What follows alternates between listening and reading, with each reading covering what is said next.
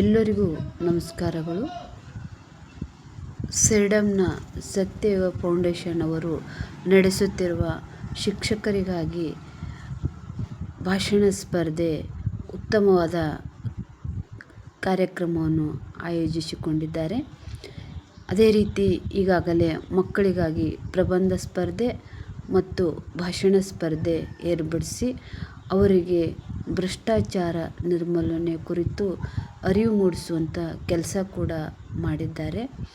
ಈಗ ಶಿಕ್ಷಕರ ದಿನಾಚರಣೆ ಪ್ರಯುಕ್ತ ಈ ಒಂದು ಕಾರ್ಯಕ್ರಮ ಹಮ್ಮಿಕೊಂಡಿದ್ದು, ಇದರಲ್ಲಿ ಹೆಚ್ಚಿನ ಸಂಖ್ಯೆಯಲ್ಲಿ ಶಿಕ್ಷಕರು ಭಾಗವಹಿಸಿ ತಮ್ಮ ಒಂದು ಇಂದಿನ ಶಿಕ್ಷಕರು ಯಾವ ರೀತಿ ಇರಬೇಕು ಅನ್ನುವ ವಿಷಯದೊಂದಿಗೆ ಮಾತನಾಡಿ ಒಂದು 3 ನಿಮಿಷದ ಭಾಷಣ ತಮ್ಮದು ಆಗಿರಬೇಕು.